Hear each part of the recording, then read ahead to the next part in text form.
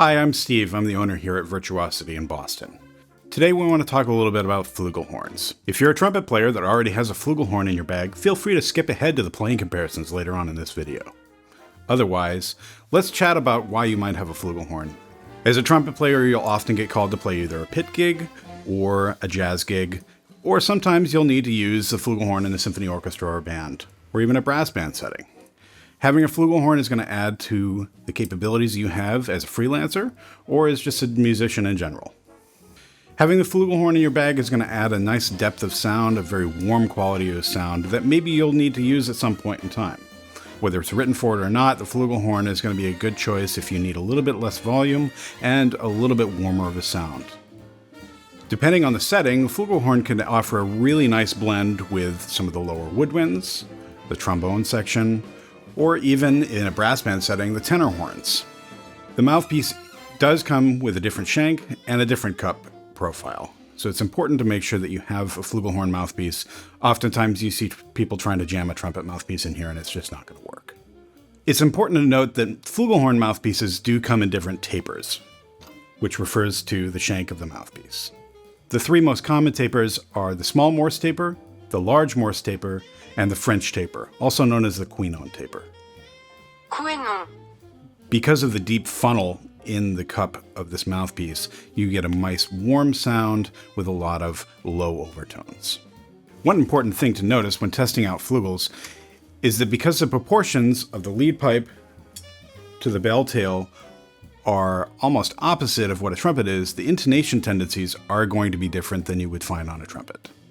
While most trumpets offer a very standardized wrap and shape, the flugelhorns vary from model to model more than others, sort of like the viola of the brass world. We've got 6 flugelhorns today that we're going to play for you back to back. Hopefully you'll be able to hear some of the salient differences between all of them.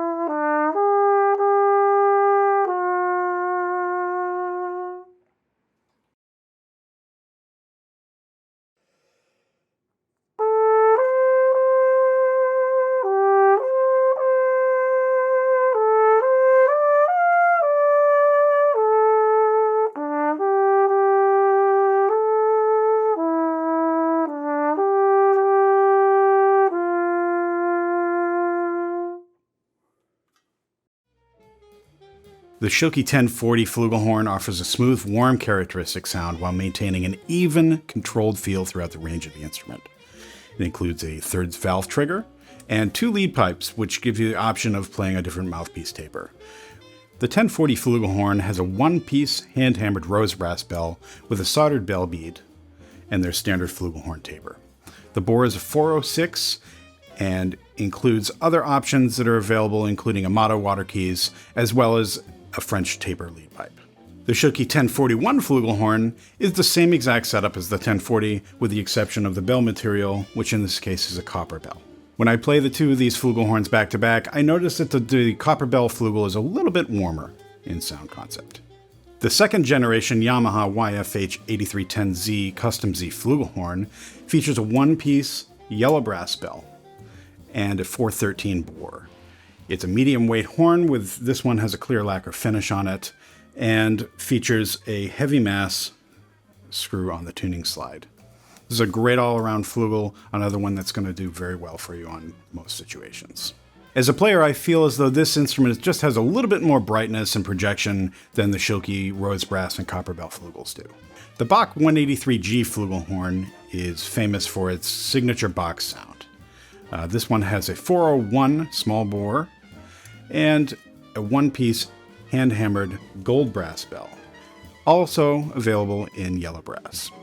The gold brass, I would put the warmth in between the Yamaha and the Schilke. It's a nice horn, very flexible. The wrap on this one is a little bit more open, which does make it sometimes awkward for people with smaller hands. But in general, it's got a great sound and will fill most needs for flugel. If vintage flugels are more your game, let's talk about a couple of the more popular ones. This is the Bach 182 Flugel. Although this model is not currently in production, it has a great place in the jazz tradition. The Bach 182 has a more cornet-style wrap, which gives it a little bit more brighter tone and actually pushes it a little bit more towards the cornet sound concept than the Flugelhorn. Couesnon Flugelhorns from the 1960s and the 1970s are among the most popular vintage Flugelhorns on the market right now. True jazz connoisseurs turn to this instrument time and time again because of its warm sound, flexibility, and great ability to blend with a band. One disadvantage, though, to the vintage instruments is often they don't come with first and third slide adjustments, which makes intonation sometimes a little bit challenging. Couple that with the fact that the Couesnon does take a French taper mouthpiece, sometimes it makes it a little bit more difficult to find. There are many Flugelhorns out there on the market right now. We do carry a curated selection of the ones that we feel are the best available. As with selecting any instrument, it's important to try them, compare them, and find the one that's the right fit for you. Wherever you are on your Flugelhorn journey, we'd love to be able to help you out. Please call, email, or come and visit us here at the shop in Boston, and we'll be glad to help you out.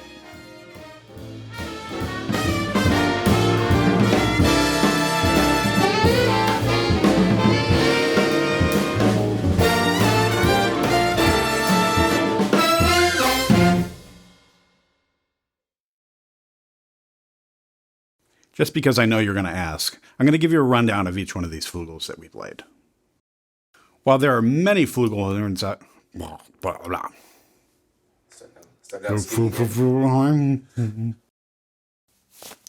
Sleeves down or sleeves up?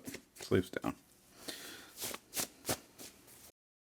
Is this okay way to hold the horn while I'm... Can we do a bouncing ball pronunciation? Say it together. Couesnon. Actually, I don't even know. Couesnon. I can't do French pronunciation. Forget that. They're holding me. Please, somebody come and get me. I can't stop making. Help me, Chuck Mangione. You're my only hope. There we go. That's great. That's it. That's it. Okay.